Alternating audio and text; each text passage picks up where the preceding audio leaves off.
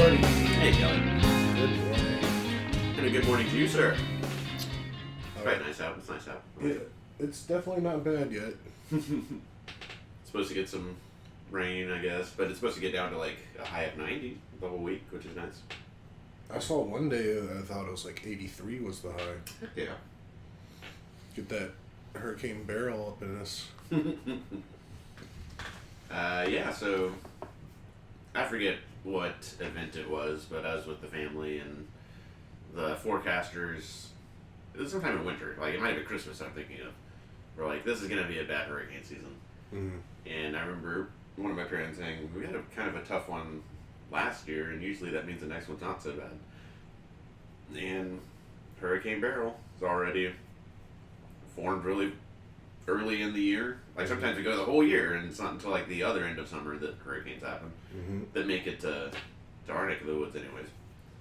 And this one just on the board early, and then like formed faster, like got to Category 4 faster than a hurricane ever had. And I think the latest is it hit the Yucatan, so it like deformed or regressed to a tropical storm, but it's going to be on the other side of the Yucatan soon and back into the Gulf where it's historically hot water. Mm-hmm.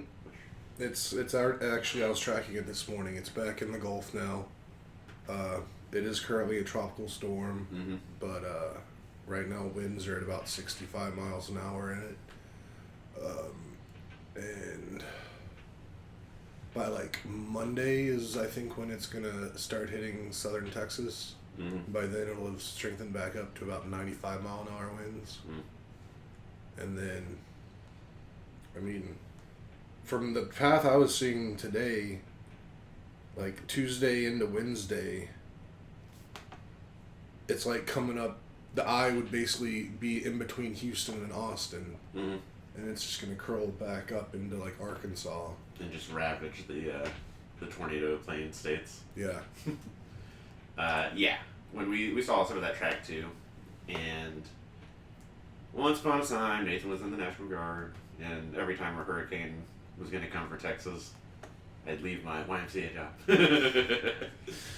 or whatever and drive towards the storm, which is always cool.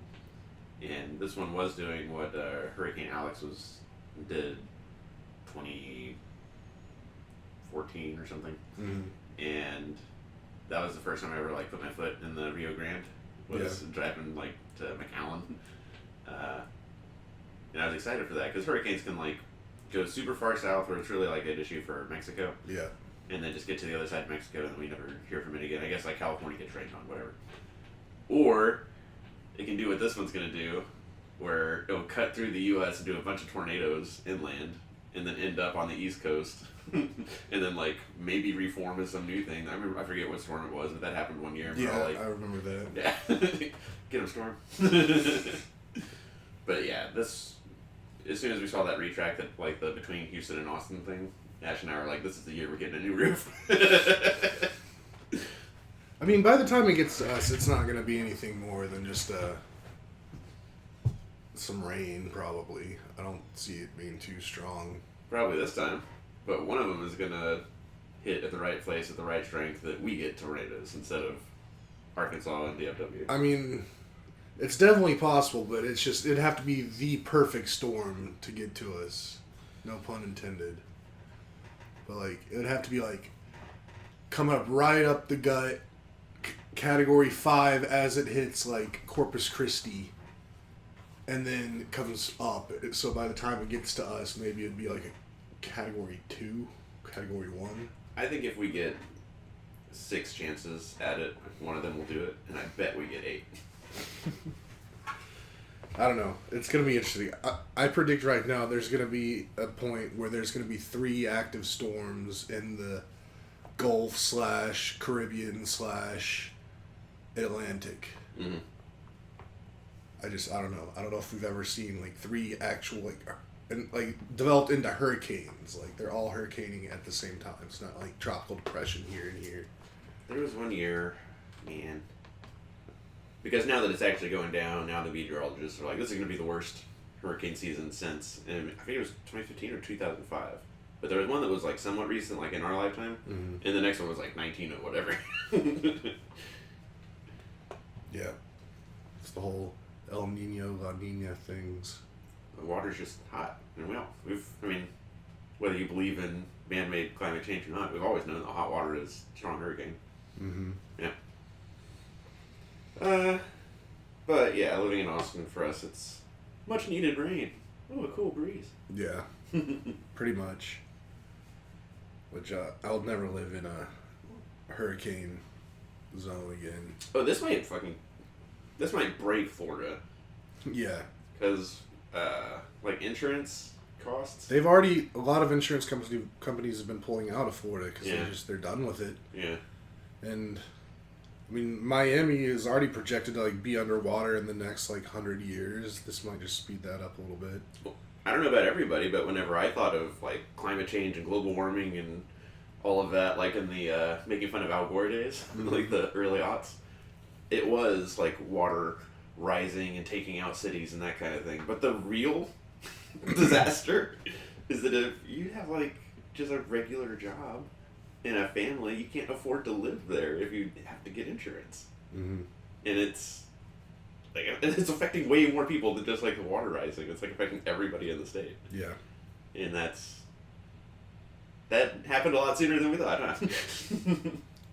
I mean, I think we saw a smaller version of that happen in Louisiana. Mm-hmm. Because when they got hit with whatever it was, Katrina, Mm-hmm. like that messed a lot of stuff up for them. But no, there's not that many people in Louisiana. Right. Yeah. And Louisiana doesn't have an eye on it as big as the eye on Florida. Sure. So, yeah, it's gonna be an interesting hurricane season. Yeah. My mom loved that AI anniversary song we did. Very cool. I was, Saturdays, Nash and I like to spend a lot of time in the gym, listening to our books and getting our muscle on and all that. Mm-hmm.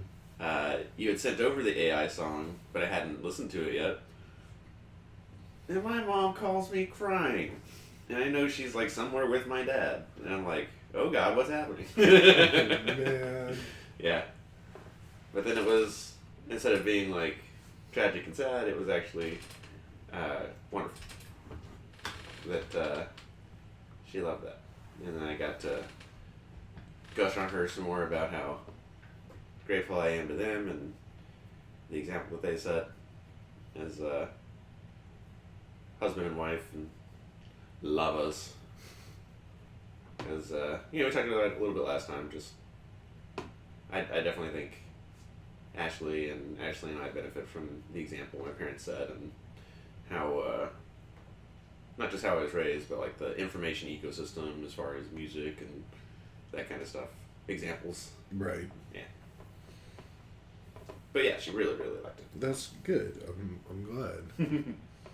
Took me quite a few tries to dial it in what I thought would be a good one. Excellent. I also made an AI song for my brother about something, and he absolutely fell in love with it and listens to it a lot. Was it also on the emotional side? Not really. Okay. I mean, like happy emotions, but I'll let you listen to it. It's real silly. Is it more Blink-182 than... No, it is straight up like Broadway musical. Okay, like okay. The Music Man. You still you made a musical one. Yeah. Cool. Like it AI nailed it. It's ridiculous. So yeah. Something that's funny though is Ash was listening to some new country music in the garage when I came in yesterday. And now I've listened, in the last week or two, because I'm not, unless you count Taylor Swift, which this album is not, I'm not listening to country music that's like contemporary. Right.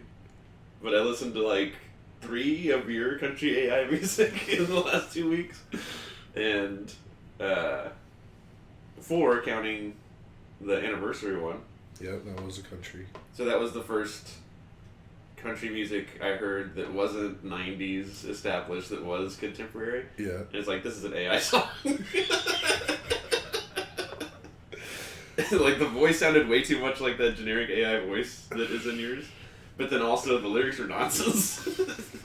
And I was like, yeah, this is definitely what we were talking about. Yeah, I mean, well, that's what, like I said before, that's why I did so many country songs, because I think country in and of itself is a very formulaic thing. Then, like, you can go online and see those YouTube videos where they'll line up 6 country songs and play them all at the same time, and, like, they're basically the exact same song. Mm-hmm. So that's why I chose country, because I thought it'd be easy for the AI to get, but yeah, it is pretty silly. Yeah. So, you've got a career. Fun stuff. Hey, what's that constant humming we're hearing? Oh yeah, I forgot this. I did too. We just came in hot. This episode is being brought to you at 28,000 feet over the North Pole, flying over into Russia. Because I'm on my nerd flying stuff again, and I completed my 2nd around the world flight. Now I'm doing a 3rd around the world flight. But this time we're going north over the pole, North Pole, and then south, down around the South Pole, and then back. So I'm just now, I think, on the... I guess where are the hemispheres? Where's that? Remember, like the eastern, Like, what's the western? longitude that makes it? Yeah, like where does it go from the eastern to the western hemisphere? I don't know. I mean, somewhere between England and... Isn't it? It's not really a thing. It's like just something that we invented. Well, humans, yeah, it's like just how we I guess measure yeah, the Earth. everything's made up. Stay woke. I mean, I know the international date line is like... It's a jagged looking thing. It's pretty jagged, but it is in the Pacific, like, west of Hawaii Mm-hmm. and east of, like, New Zealand and Japan. But I don't think the opposite of that is the split of the hemispheres. I mean, I think that would make sense. I mean, Does it? what is... Oh, I don't know. I mean, I guess if there's a way to find this out easily enough... What is the technical definition of Eastern and Western hemispheres?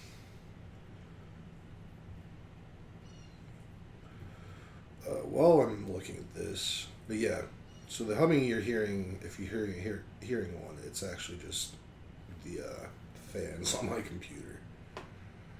Wait, no. No, Kelly, it's the hum of the engines. I mean, there's only one engine. It's the hum of the engine. We're in a Daher TBM 930 corporate turbine single engine aircraft, 6-seater. And you have to It's real follow. nice. You have to follow actual rules of refueling, right? Mm-hmm. What about getting from getting across the South Pole? So you gotta. There's some artistic license in it. Like there are like airports or airstrips on the South Pole, which they do like fly in fuel to like then refuel Okay. airplanes. So I'm just gonna pretend that I logistically set up there to be some fuel for me to refuel up. But otherwise, I'm pretty sure it'll be all right. Cause I ruled out landing on Antarctica. That's Oh, like, you had to fly over it. Yeah, there's planes land on it. Okay, cool. Giant jets land on it. Seems reckless. I mean, it's just physics. I mean, if you're going straight and you've got a straight, flat surface that's real long, just set it down, just go straight. Use your reverse thrusters. Is it just like regular commercial planes, or is it planes specific for like Antarctic climate? I think just normal planes. Madness. I mean, some planes that go in there like have skis on them, but there's definitely some that just like. I watched a video. You can take like a charter flight from the tip of South America, go land in Antarctica, stay like a couple nights in like these like little huts they have out there, Mm-hmm. come back, and I think they were in just like it almost looked like just a large private jet, Mm-hmm. just normal operations. Cool.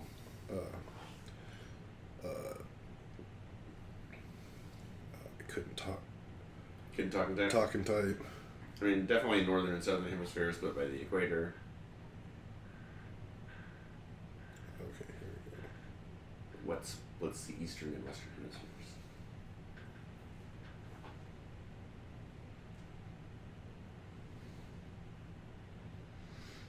Okay, it looks like the Western Hemisphere is basically North America, South America, tiny bit of Eastern Russia, Greenland, like half of Iceland, New Zealand. Then the Eastern is basically all of Europe, Asia, Australia, Africa. But there's not a longitude like there is a latitude that splits the northern and southern hemispheres? I'm sure. The prime meridian, I remember that word. Those words. Typically divided into northern, the equator, or into two hemispheres by the prime meridian.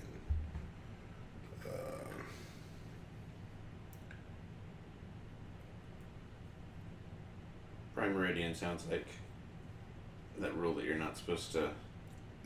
The eastern hemisphere, the half that lies east of the prime meridian and west of the 180th meridian. Not supposed to influence this pre-warp societies. I mean, that was nothing. So yeah, I'm now gone from the east. I'm now in the eastern hemisphere. I started this flight in the western hemisphere, and I just went over the top of it. The prime meridian is an arbitrarily chosen meridian in a geographic coordinate system. So I guess it's just 0 Mm-hmm. latitude, and then 180 is the other side of it. So much work went into that. I mean, it had to be able to map it. Oh, we take so much for granted, Kelly. I don't. It's all built on top of older stuff. Learn to tie a lasso. I see that. Yeah.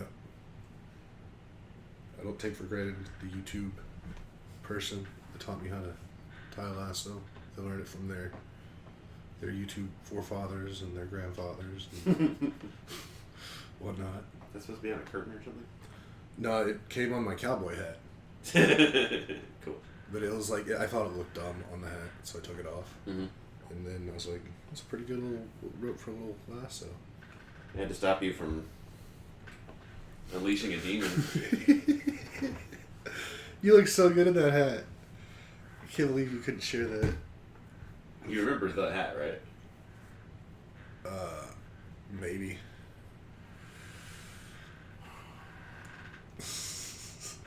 A long Audience? fucking time ago when it's time called Nathan's eyes got real small, as if he's... Java Jazz Coffee House. There was... Okay, I don't remember this at all.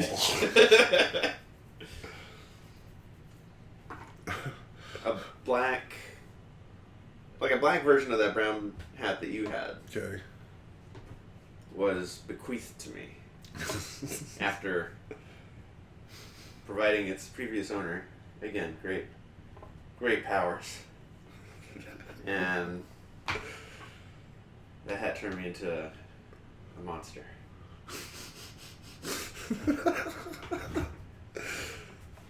And Interesting. frankly, I don't know where it is right now, but I just hope everyone's safe from it. So yeah, you bought a hat that was remarkably similar in size and shape, and it was immediately set off my radar that it was way too similar.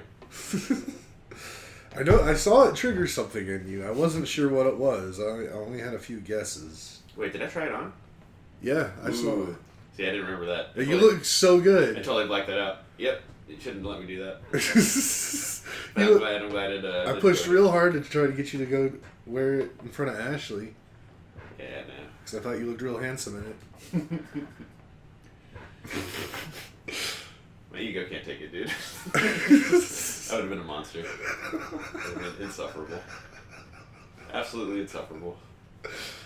But I'm turning 39 this year. I'm an older man. I know the depths of my depravity. Oh man. And to steer clear of those shores of. Alright, enough. It's enough. We're having too much fun. You want to bring down the No, let's talk about July 4th. Let's talk about July 4th. Okay. The last July 4th? I've got my, you mean the last July 4th? I've got this document that I've been keeping all my show notes in, like it's supposed to be for the whole year. Yeah. And at the very top, the first page, is the things that I want to get done in this year. Or things that I'm looking forward to, or like, whatever. And July 4th, Feast Day, is on there. And we definitely feasted. We had a lot of food. Did you? I don't even think you. Did you send pictures of the food to the group chat? I don't. We usually share an album. And I was like, why are we going to send it to the chat? We need to make an album. But then I didn't say any of that. I was just like, these guys. I don't think we had enough pictures for an album.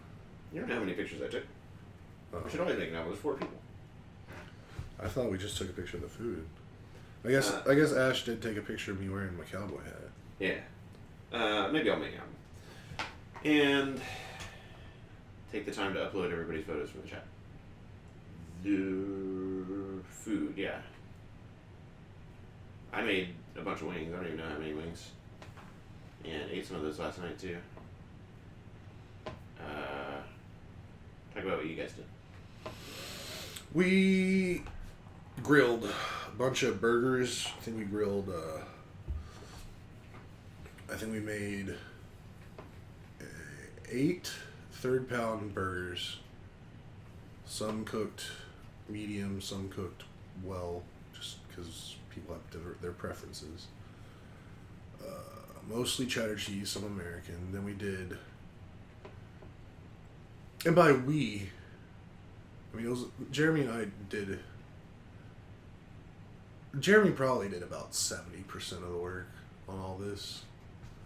I did a bit of the grilling on the third-pound burgers. He also made like 4 smash burgers. Also did 8 hot dogs. Chopped up a lot of veggies for the burgers. Yeah, we should have had more burgers. We all forgot to put pickles on our burgers. Mm-hmm. Even me, later that night, when I made my burger, I totally forgot the pickles. But then I had another burger last night, because we still got leftovers. Mm-hmm. And all the leftover veg, we left it out on the counter overnight. So then I went and threw it in the backyard for the buns. Mm-hmm. So far, it was interesting because the first time I threw an old salad I had out there, the very last thing to get eaten out of all of it was the tomatoes. Mm-hmm. This time the tomatoes were the very first thing that got eaten. Like there's still the lettuce and the onions are still out there, which I'm not sure if anything will even eat the onions. But there's still a bunch of iceberg lettuce. This time I put it a lot closer to the patio to train the buns to get closer to the patio. Mm-hmm. I wonder if anything will eat the onions too. I know it's like bad for dogs. I hope I'm not poisoning anything. I hope nothing will eat it and it'll be bad for it. I mean, it seems like, if nothing else, it'll hydrate you a little bit. There's just moisture in the onion. For sure. I don't know, we'll see. Jeremy made that queso. Oh yeah, the chili. Con carne. The chili queso with rotel, I guess. Mm-hmm. But it's funny because like you can't really even tell the rotel's in there because he blends it up to a puree. Yeah. It's super flavorful. It's real dangerous. Like I could eat way too much of that. I did eat way too much of it because I should have had another burger or hot dog and just filled up on that and cupcakes. Yeah. So I think that was most of the foods. Mm-hmm. It's just your basic stuff, nothing fancy. A lot of it. Wanted to be real American with it. Watched hot dog eating contests, the men's and the women's. That was a blast. I think that was the high point. It's like it's really fun to watch, except when they're actually doing it. I can't like look at their mouths. Yeah, some of them are disgusting. I mean, that's how you have to do it if you're going to be a competitive eater. You can't do it like looking good. And I can't with the dunking of in the water. And one of the guys I think was saying like, I guess he uses hot water. I don't know, maybe like to drink as he's doing it because maybe the hot water helps. Which I never even thought about somebody drinking hot water while they're dunking hot dogs into other water. That just oh. Ooh. But you gotta watch it. Although I kind of wanted to boycott it because the whole Joey Chestnut thing. But Yeah, Joey Chestnut would have blown them all away. yeah, I think he did his own thing, and I think I saw he ate like 57 hot dogs. I think maybe in 5 minutes. Mm-hmm. Half the time. And I think the winner of the men's event had 57. I think as well. But in 10 minutes. I didn't like that guy. He was very disgusting in his technique, but then also in like the last, like the buzzer is his buzz. You know, put down your pencils and all that, and he's still like. Rah, rah, rah, rah. Well, I mean that's just the rules of eating. Like it's not like when the buzzer buzzes like what you all have swallowed. It's if you have something in your mouth when the buzzer goes off, as long as you get it down, that counts. So that's what a lot of those like. There are some of the women eaters like they were chewing for like 5 minutes after the buzzer, trying to get that last bite down because they just at the very end they call it chipmunking. Yeah, my issue isn't that you can't chipmunk. My issue is that in the course of doing that, like with the volume he was, there was stuff falling out of his mouth. So it's maybe it's only a small percentage, but a small percentage over 10 minutes, he might have like snuck in a couple hot dogs. The refs do take that into account. Okay. There's multiple people watching him the entire time and watching everything that he picks up, what goes in, and they're like that's why it's like unofficial right when it's over because they'll have to confer and be like, well, I saw 1/5 of a piece of bun fall, so we deduct that, this and that, and then it becomes official. So, I think the competitive eating refs are on top of it. I think there's some of the better refs in all of reffing. All of ref. Somebody I have more respect for, the Beard. He was in the audience. Yeah. I love that guy. He's been in the Nathan's competition multiple times. Okay, I was wondering because it did seem like he would do well for himself. I mean, in his heyday, he was like top 10 in the world of Major League Eating. So he was up there for sure. But he's just past his prime now in terms of like real competitive eating. And plus he's making way more money doing his YouTube eating. Yeah. Like it's very entertaining. I'm glad he is. Jared and I watch it religiously every week. He drops a video on Sundays. I don't watch it religiously, but every video I've watched with you guys, I'm like, hey, guys, cool. It's pretty great. Oh, but then also every single one I do worry about his health too. I mean, apparently, like he said this because I've watched hundreds of his videos now. Like, he gets regular, like goes to the doctor regular. He works out a ton. Like he's properly jocked. Mm-hmm. Like if you ever see him like in a tight T-shirt or something, which usually he's wearing like baggier stuff. But, like he's legit like pretty ripped. Yeah. Like he has like I've seen a 6-pack on him before. So apparently like. For the most part, he only does things like that about once a week, unless he's like traveling to do it. Like he'll come to the U.S. because he's from England, but he'll come to the U.S. and then he'll spend like a week or two here, and do like 3 or 4 different things. Mm-hmm. So then it's like maybe day on, day off, day on, day off. Sometimes he's even done like back-to-back days of challenges, but. And for the most part, from what he says, like if it's a day where he's not on a challenge and it's like not a holiday or something, he's eating just like healthy salads and grilled chicken and just really healthy otherwise. So I don't know. I mean, I'm sure there's probably some negative health thing to what he does, but I can guarantee he's way healthier than me. Yeah, I'm not thinking of it in terms of like over the span of a week. I'm thinking of it in terms of like insulin in the course of like a 24-hour period. Especially like, was it pancakes? He ate something where it was like sugar on top of sugar on top of sugar. There's like pounds and pounds of sugar where I was like, bro. I mean, I've seen him eat like ridiculous amounts of ice cream. Like, we're talking like, if you had like a beach ball and that was all ice cream. Like, Yeah. I've seen him eat like that amount. Just picturing his pancreas popping like a fuse. I don't know.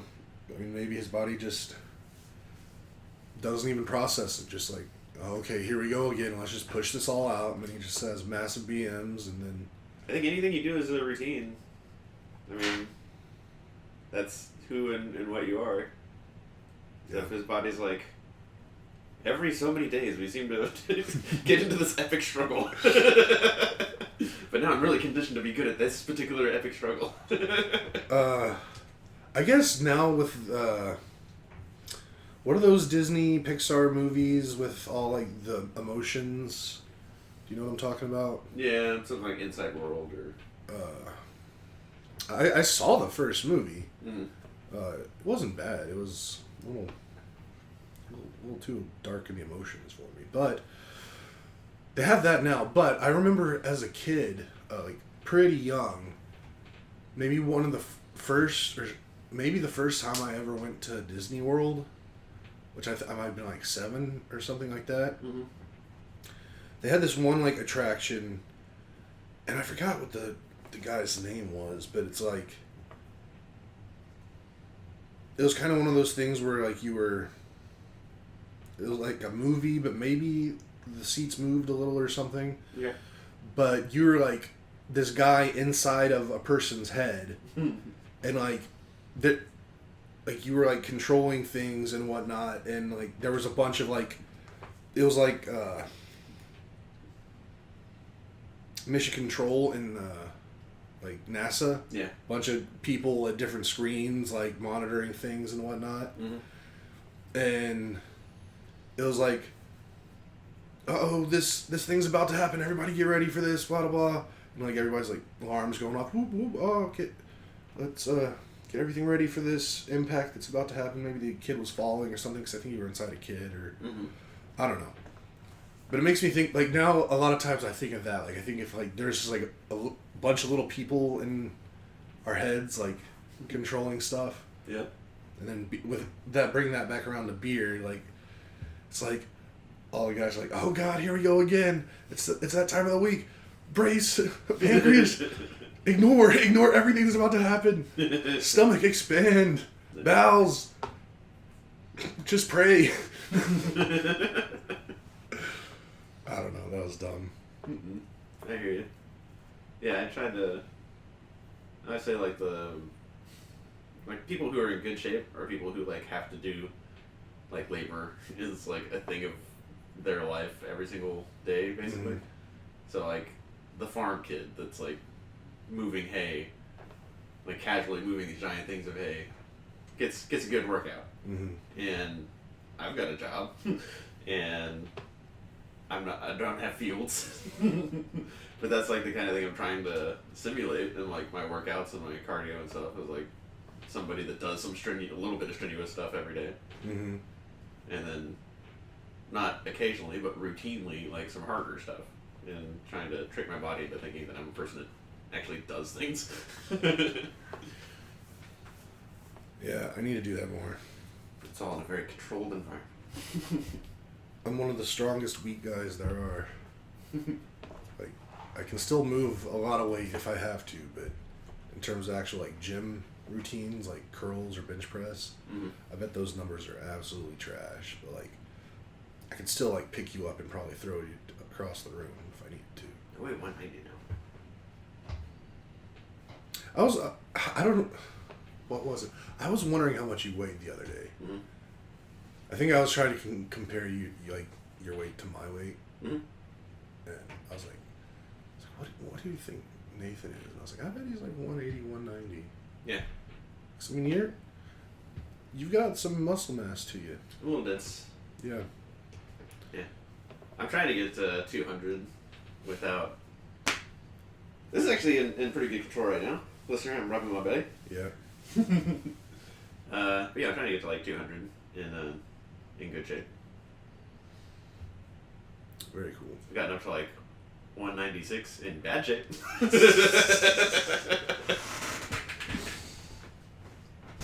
One of my goals at some point one day, I want to, and it really only has to be for maybe one day, but I'd like to get to like 199. Mm-hmm. Like just sub 200. Like, I'd be so ridiculously skinny. You're a much taller lad than I am. Yeah. I've got a good, like, what, 5 inches on me probably. Yeah, I don't know. It's all interesting. Bodies are weird. Mm-hmm. We're going to go to Leavenworth. Mm-hmm. Going to be some walking at elevation. Leavenworth's not that high. I don't think. I know Wenatchee's not, and that's just like 30 minutes down the road. Hey.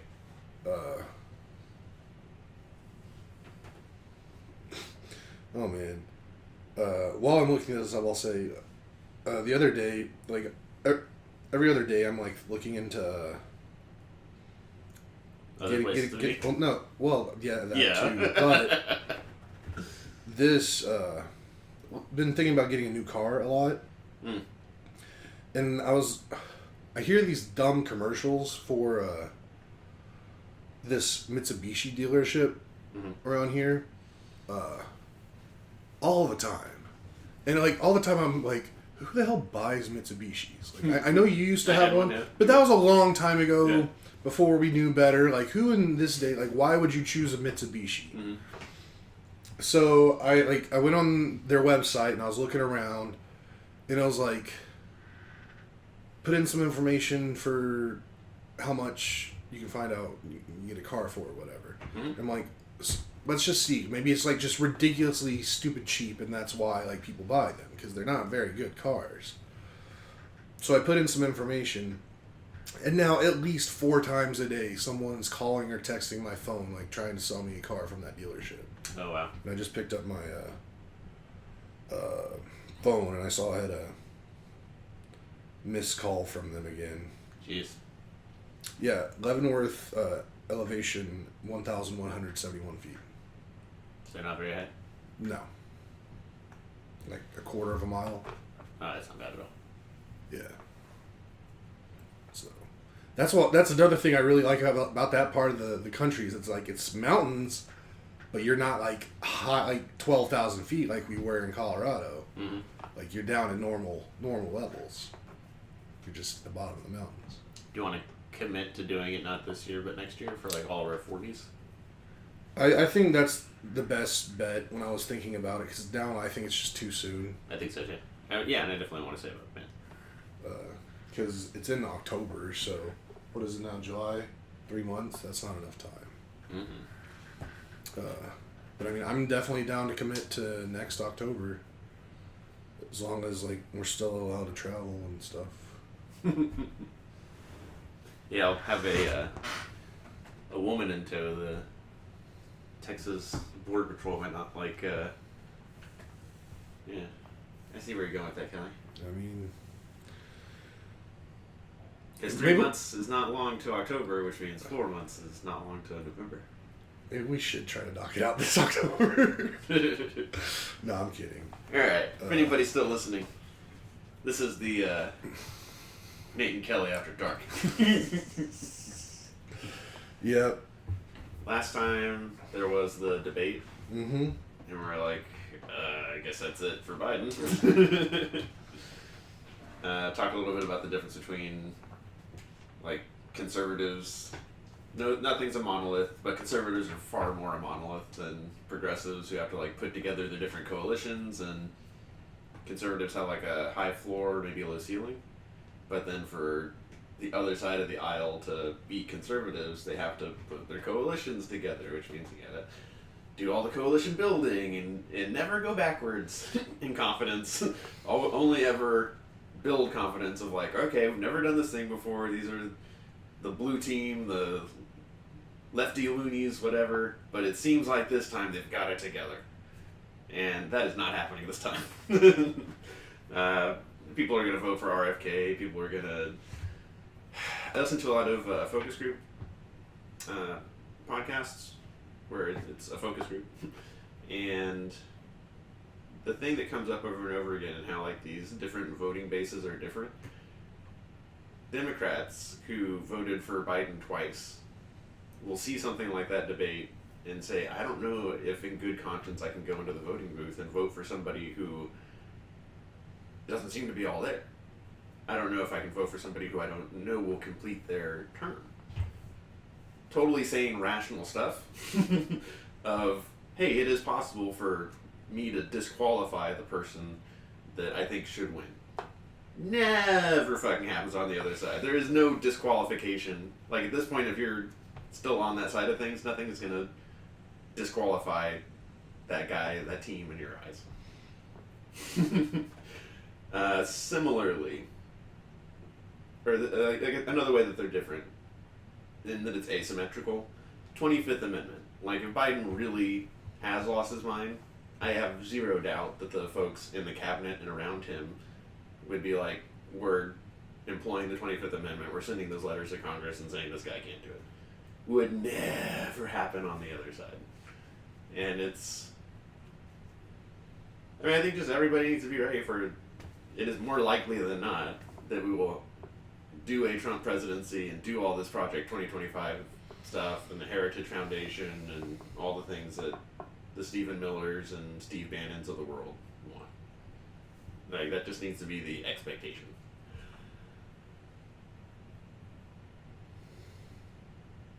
And that's not even, that's like news from last week that hasn't updated much this week.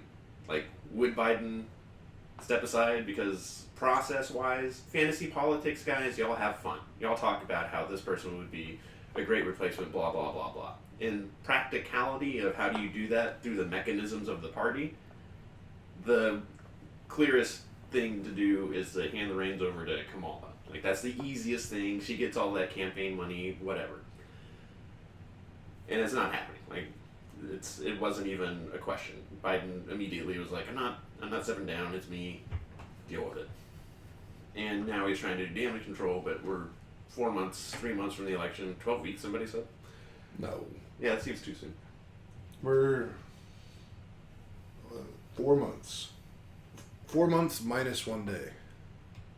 People don't even agree that this presidency and administration was good. That, like, the legislation passed was meaningful. That, like, defending Israel in a way nobody has ever defended Israel. Like, not just political cover and weapons, but, like, when Iran did their first ever ICBM attack on Israel itself, it was our carriers and our Navy that was, like, shooting them out of the sky. People do not agree on substance that this was a good administration to begin with. That's already, like, a regular challenge for anybody to overcome. But then you're just throwing in all this extra difficulty. You're making something that was always, because there's only two parties, you're making something that was always like, oh, it's a coin toss, it's a 50-50, you're making it harder and harder and harder and harder. Whether I want the Democrats to win or not, that's just like the state of play. New this week for the future of America, this huge presidential immunity decision. I think I talked about it in the last podcast, where any of the Supreme Court decisions that came out in this session, in the last week of this session, would have been the most important opinions, decisions of the session. And Friday they released, like, Chevron deference is the one that everybody talks about, but there's also another one about regulating social media platforms and freedom of speech, and is an algorithm that a platform uses, is that the same as, does freedom of speech apply to the algorithm used to decide what you put in front of people? And Supreme Court said yeah, which maybe you agree with, maybe you don't, but that's like another big decision for the future of, like, the ecosystem of America. Mm-hmm. Chevron deference was definitely a much bigger thing. Of I don't know if I said it last time, but regression. Like, it's literally when decisions are made, it's either keep things the way they status quo, keep things the way they are, set a new precedent, like something that's progressive. You only get so many directions you're going forward, changing your progress. You're setting a precedent that is the new precedent, or it's regressive, and you're saying what we've been doing, we don't want to do that anymore. Let's go back to what it was before. And Chevron deference is just like, by definition, a 40-year precedent that you're undoing. It's regressive, just by definition. We're going backwards legally as a society. Same thing with affirmative action. Same thing with Roe v. Wade. And maybe you think that was adjudicated poorly, and maybe you think it should be with the states, but just by definition, it's regressive. We're going back to the state of play before that precedent was set. And we're just going backwards, and we're going to see what happens. But the presidential immunity thing is shocking, on the verge of abhorrent. Like, how much have you, like, what do you know of it beyond the Twitter headlines of now a president is a king?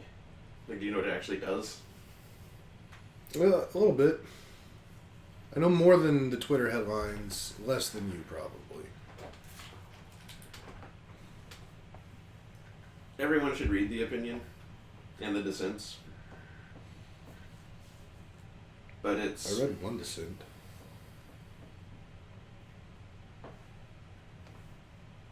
It effectively makes it impossible to prosecute a president ever. And that's the effective end of it. That's a practical what you get out of it. Like, what the language actually says is official acts, which this has never not been true, you're immune to. So the example everybody brings up is Obama droning that U.S. citizen that was working for Al-Qaeda. There was no due process for that citizen. So do you say that was a crime? No, you don't. He's immune because he's doing his official duties. That's a bad guy, a threat to America. Presumably, theoretically, every minute that goes by, that guy could be making the call that is the call that attacks, however many American lives. Mm-hmm. He's working for a bad guy. You drone him. Can you hold the president guilty of murder for attacking a U.S. citizen, even though they're working for Al-Qaeda, blah, blah, blah, blah, blah? No, because it's an official act. That's always been the expectation, the understanding. Fine. So that's 3 buckets. That's 1 bucket, is official acts. Unofficial, private, personal acts. So you're not using any of those levers of government. You're just between, Mr. President going to get your hot dog, get your favorite hot dog jack, and walking back to the White House. You see somebody on the street and you shoot them dead. It's not an official act. You're just an asshole. No question that that thing you did for yourself outside the context of running the government, that's, you should be charged for that. But is it one of those things that's like from South Park? It's coming right for us. And you shoot and that makes it okay. It's like, this is an official act. I shoot you. The thing that's in between, the new president, the thing that did not exist before this, like those things were pretty well understood on either end of the spectrum. Mm-hmm. There may not have ever been like a Supreme Court decision about it, but that was because there was never a guy like Trump before. So it just never came up, and okay, whatever. New bucket, 3rd bucket, implied immunity, assumed immunity. I think I'm using the wrong word. maybe it is implied immunity, but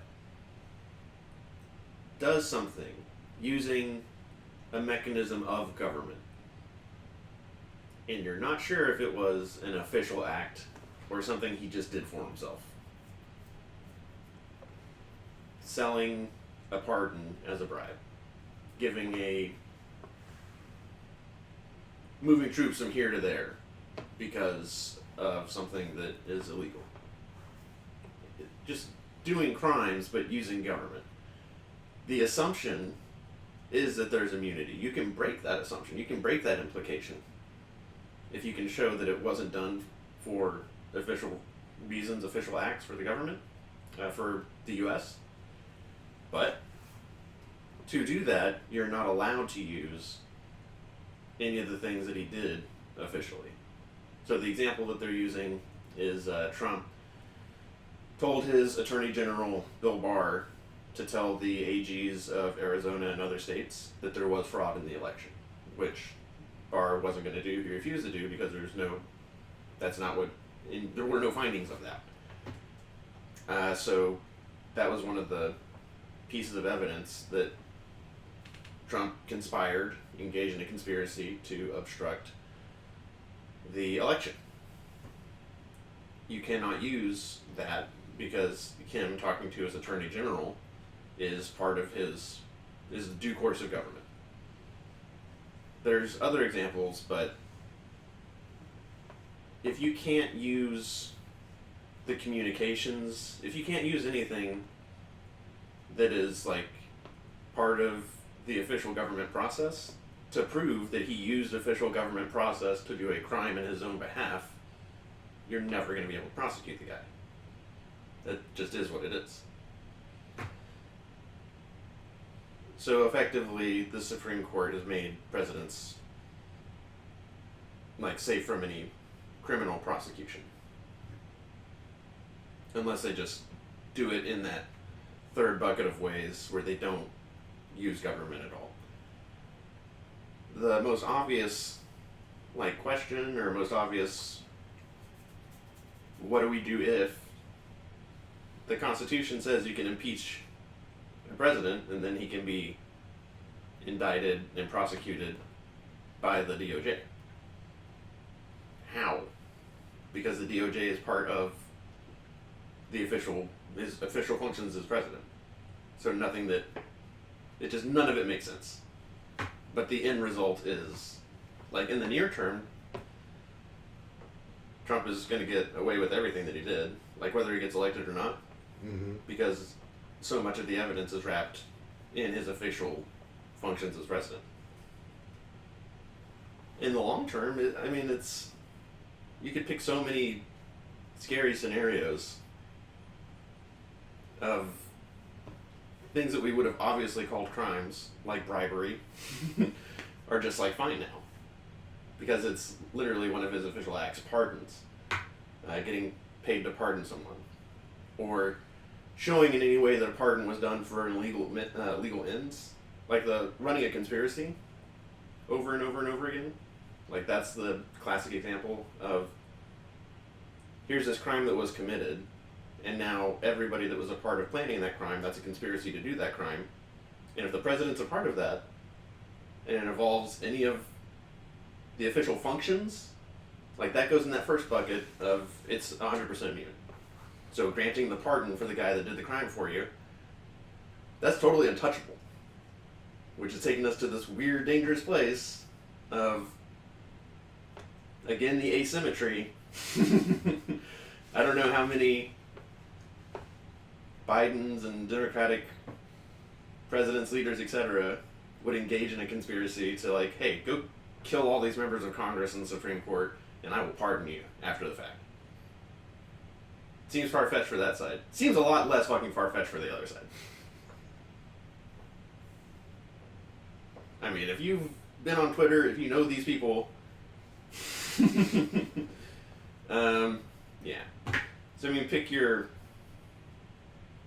hypotheticals moving forward, but then also just, my big takeaway from it is this did not have to happen overnight. that as much as conservatives and people who think that they are conservatives, but as much as people who vote red accuse Democrats, liberals, progressives of engaging in these sweeping conspiracies involving Jews in the media, as much as they throw at that, totally either ignorant, don't care, or cynical to the max of these well-known, large and slow-moving organizations like the Heritage Foundation, like the Federalist Society, that set forth to do a thing and have accomplished it. As far as taking over the federal judiciary, especially the Supreme Court of the United States, on the part of the Federalist Society, and then on the part of the Heritage Foundation, I mean, the Heritage Foundation is to Project 2025 what the Federal Society is to the federal judiciary. Like, these are organized groups that operate over decades, and now that they've accomplished their goals, are proud. I mean, they've been very clear about their goal this whole time. But they're actually getting done what they want to get done to the point where we are now where we are. We're like post Roe v. Wade. That was the whole, how do we get people to vote for what we want? But now it's the next steps of everything. Now it's taking away all of these precedents that some of them are there to, again, scratch that itch of the same folks who didn't want Roe v. Wade anymore, like the getting rid of affirmative action. But the much bigger stuff is that either moving towards corporatocracy, when you talk about Chevron deference is no longer a thing, and corporate lobbyists have been jumping all over that since last week. If we can get all of these legal rulings undone, and just kind of continue that pattern of regression to, so corporatocracy, of just corporations as much power as they have now, especially with like things like Citizens United, they're going to be just unimpeachable, totally unregulated. I mean, at least moving towards that. Corporatocracy on one hand, and just straight up autocracy on the other, where imperial presidency is no longer a moniker for a phenomenon. It is like the goal, the plan of having a president that can do whatever they want. And I tell you what, every July 4th, I go on a long walk and I listen to one of two history lectures on either the American Revolution or American history. And I got my long walk in and I listened to the American Revolution. And I just came home and drank. Because we are on a totally different path. And the most frustrating thing is the folks who consider themselves the most American Americans are the ones that are most responsible for bringing us to where we are. It was a good last 4th of July.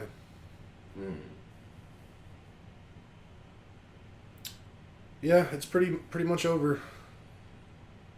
I know people will hear that and say, Nathan, the Democrats are worse. The progressives are worse. They want all these terrible things. And it's... I said this a few times, that the worst nightmares of conservatives and the things that they say Democrats will do never happen. Not coming to take your guns, not coming to sell the U.S. to the UN, they're not coming to make Satanism the religion of the U.S.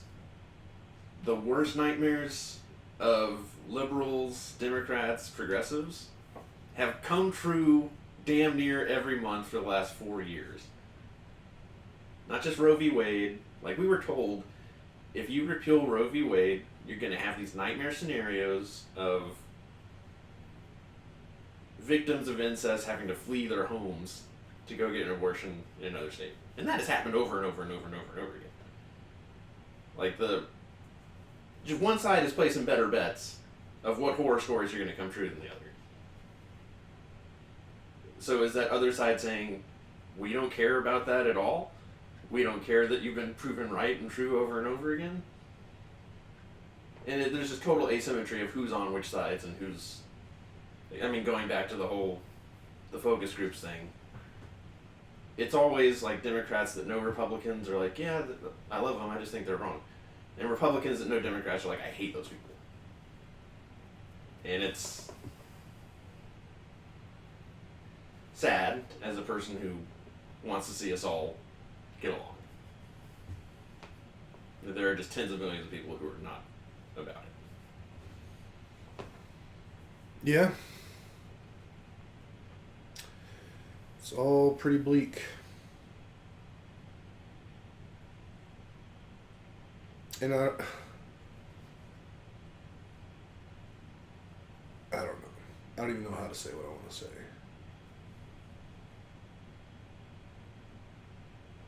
I thought about it some. I wrote some stuff down, but I didn't look at any of it. That's okay. I don't really have much to say. I mean, at this point, there's nothing to say. It's done. Like, your thing is like just get out of here, right? I mean, at this point, like, it's been basically a joke for however long, but it's getting to the point where like it's turning into less of a joke because I don't see this turning around. Like, I think it was last night, Biden had an interview. Mm-hmm. My brother texted me at the time. He was like, "This interview is the worst thing that could be happening right now." Mm. I wasn't watching it or anything, but I was reading about it this morning, and like the big thing that he said that really like was the worst thing he could have possibly said is I think he was asked something about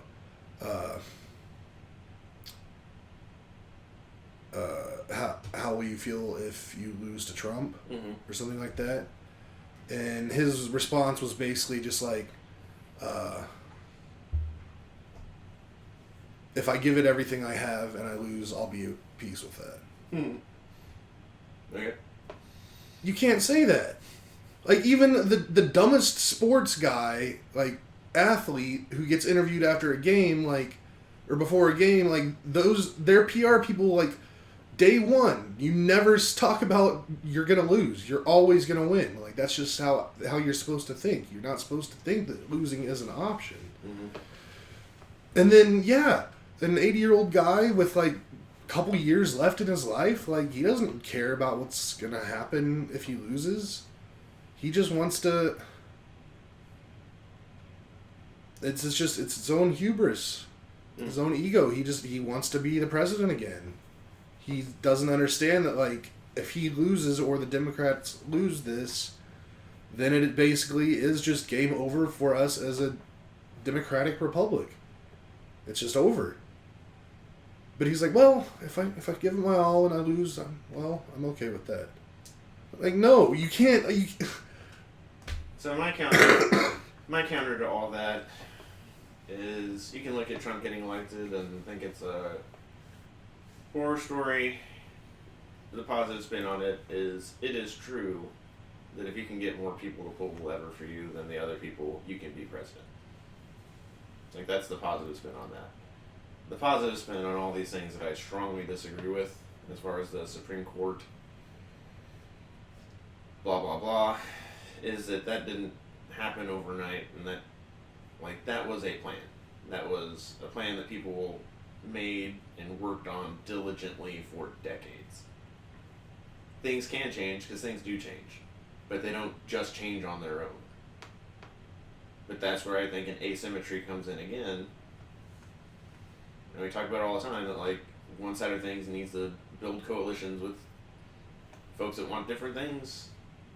Like, student debt didn't go far enough for a lot of people. Climate change and what was done in the Inflation Reduction Act didn't go far enough for most people. But that's what happens when you are putting together a coalition of folks who generally want the same thing, but like, you have elements in that coalition that want you to go all the way, want you to go further than people in that coalition want you to go. But that's why it's so hard for that side of things, is that people get angry inside that own coalition because not everybody is ever happy with anything. Like, there's always discontent in every decision in a coalition. These things can change, but it requires the same commitment to a vision that I think is easy for the side that's more like a monolith to do than the side that's more like a mosaic. I mean, the thing you said about if you get enough people to pull a lever for you, you can be president. Mm-hmm. I think that's very true until Trump gets elected. Because if he gets elected, he's going to be the president until he dies. Like, he's going to become the next Putin. Of that, I'm skeptical. I'm not, like, why not? Why not change term limits? Because they're in the Constitution. I think that we've already seen that whatever's in the Constitution doesn't matter all that much. I think what's in the Constitution is the only thing that matters at this point, and all the things that are built around it or implied off of it. Well, I was reading something that the presidential immunity thing is unconstitutional. Like I read the part of the Constitution that was talking about how a president should... I know that you're talking about, and that's fair. like what's... anything goes. Like, this is, like, literally all bets are off if Trump wins. Like, all bets. Like, we are going to be Russia. He's going to be Putin. He's going to be president for the rest of his life. Then I shouldn't be shocked, because that would be like the upteenth example of me having more faith in folks than I should. Because I'm center right, I think. And over again, I've said there will be a line that folks cannot go where Trump takes them. There will be a line. And time again. Like, if January 6th,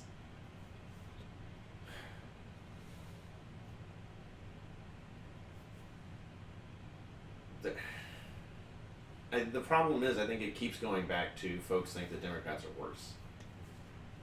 And based on...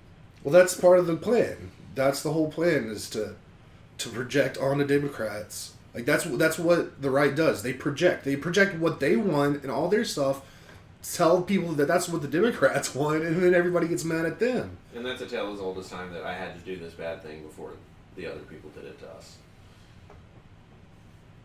But I guess that's what I keep going back to, is if these things are so plainly asymmetrical and you have any historical context whatsoever, and you're still voting for the guy, and there is no line that is too far for you to cross, if we're a nation that is majority that, then that is just who we are, and we are not the nation that I thought we were. And then that is what it is.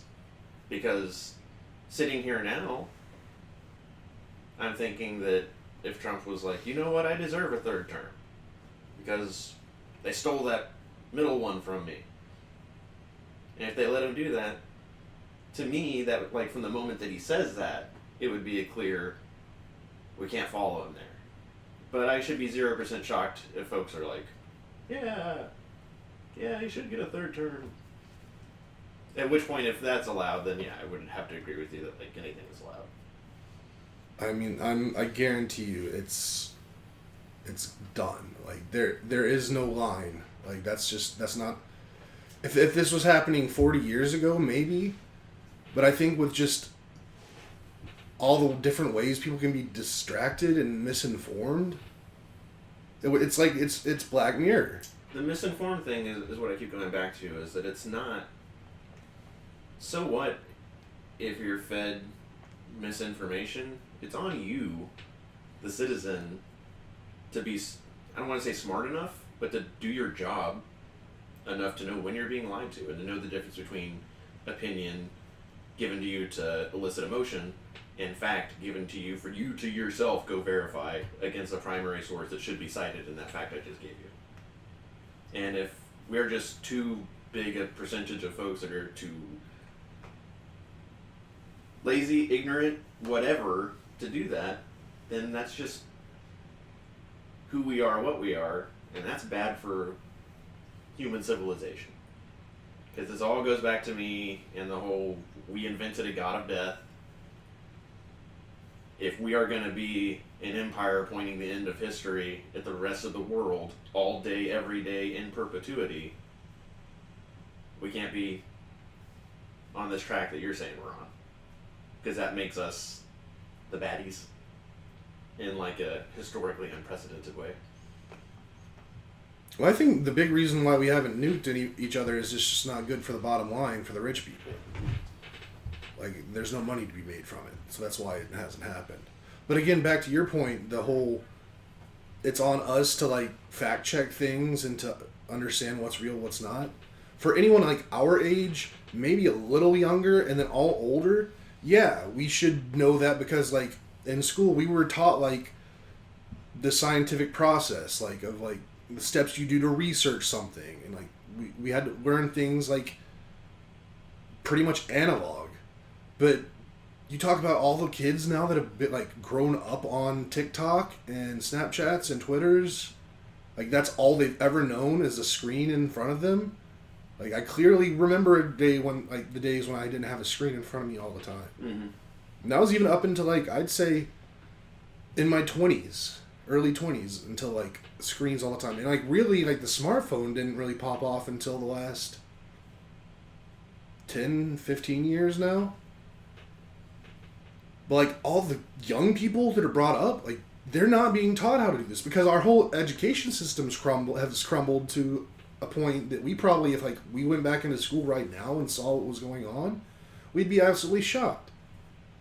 So, and that's part of this whole thing. That was part of their whole plan, is to break down the education system so the younger people aren't smart enough to figure things out for themselves, make them dependent on screens and misinformation and getting their stuff from influencers instead of like real outlets. And then they can like control the influencers to say what they want to say. And now there's no way for these young people to learn what's right and wrong. Like they're all just too dumb.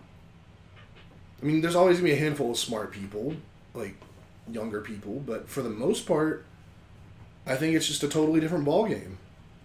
And I don't think there's any way to come back from it. I think our only chance is to somehow not get another Trump presidency. If we can get a Democrat in that has the balls to stack the court and start going back the other direction now, if that doesn't happen, it's over. We're Hunger Games. We're straight up Hunger Games. I mean, again, I hear something like pack the courts, and that's something that's going to have to be dragged across that line too, because that is immediately, I'm like, no. Don't do that. You can't do that. That'll lead to a never-ending cycle of Democrats add 6 people to the court. They're all liberal, Republican. No. Democrats add 6 seats to the court. They put in, like, some liberal, some conservative. like they don't go 100% because that's how they do things. And then Republicans come in and add, like, 60. And they're all conservative. It'll just be, like, a huge mess like that. I mean, I definitely can see it go that direction, but if we have any shot of righting the ship, that, like, stacking the court's gonna have to happen. Because we'll never get things done for the next, how many more years do, like, all these, I think there's 2 that maybe are about to have to be replaced in the next presidency. Well, one of the worst ones, Clarence Thomas, like, whatever's going on with that guy. He's one of the older ones. But still, like, the next, I thought I read that in the next presidency there's going to be 2 seats that are going to have to be replaced. That should be enough for Democrats to rally around. But we're not going to get it if we don't have a Democratic president. Right. Because whoever the president is that signs these next 2, those next 2 aren't going to be 80-year-old people. They're going to be people in their 40s, 50s that have another 40 years in seat that will never change. Yeah. That's been a trend for a while. Like, Chief Justice Roberts is a young Chief Justice. He will be the Chief Justice for like another 20 years. Yeah, that's what I'm saying. Yeah. Which is, I think, the Supreme Court is fucking stupid. Like, I don't think you should get lifetime... Like, nobody should be a lifetime anything for anything.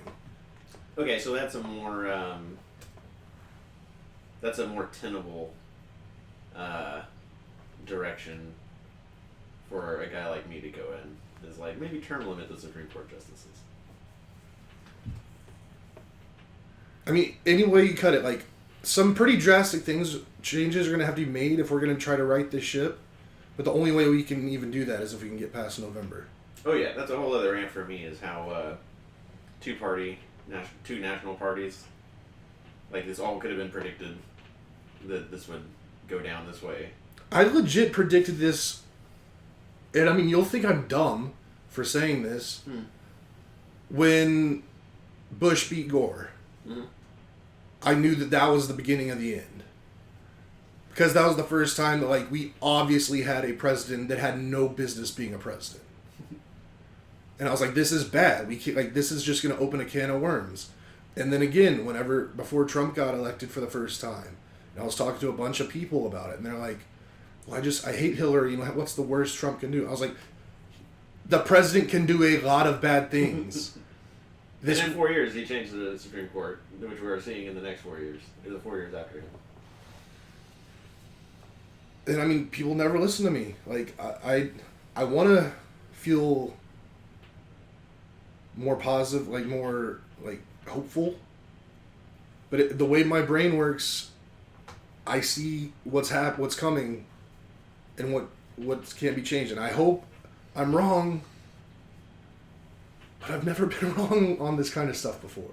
Really, what I meant with the two parties is that if you only have two options for 330 million people, of course it's going to devolve into the situation we're in, where you will abide any terrible person if you believe the other side is the worst thing imaginable, which is a pretty natural thing to happen in a diametric choice, in a bipolar choice. Yeah, man. I don't know. I mean, my faith has to rest on there is a line that's too far for most people. We're long on this episode, but we should probably talk about the elections in Texas coming up, because this will be the first general election post the abortion bounty hunter thing, post one of those guys, Paxton, getting impeached and then getting away with his nonsense. That cabal of Abbott, Paxton, Patrick, I think, and from my focus group polling, I think people who have voted in that direction in the past are, like, over the cruelty is the point politics of Texas. I don't know if it's enough to make them vote for the other side, but it might be enough to have them not vote for more of that. And last general election, I think Biden only lost Texas by like 500,000 votes, which could probably be drummed up between DFW, Houston, and San Antonio. So it just depends on, I mean, it's unimaginable to us doing all this complaining in Texas that Texas could flip, but I mean, mathematically, it's very close. I understand what you're saying, like, mathematically, that we're close, but we're at a point in reality now where, like, mathematics and reality aren't the same thing. I think it's always been the case. Yeah, I don't know, man. Like, I think there's a chance we might be okay, but I'm talking like sub 10%. Mm-hmm. And then we're just it's over. Really need to win the lottery. double your efforts. Redouble your efforts, Kelly. Yeah, I don't know. Where are you now in your flight? I don't know. I've been afraid to touch anything. I've been too afraid to touch anything because while recording this and doing that at the same time, we can try. Let's see.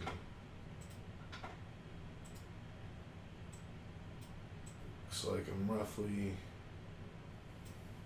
just about 150 nautical miles north of Russia. Word. So I guess I don't know if I can. Oh yeah, I closed all that out. I shouldn't mess around too much. I don't want anything to break. All right. Presumably, most people will see an hour and 20 minutes and be like, "I'm not listening to that." So probably won't get away with tagging on this 40 minutes of Nathan and Kelly after dark. Yeah. All right. Well, if you made it to the end, we love you. We wish you the best. That's about it for me. Listen to the Bulwark family of podcasts. There's a guy in there named JVL, Jonathan V. Last, who finishes these super dark conversations with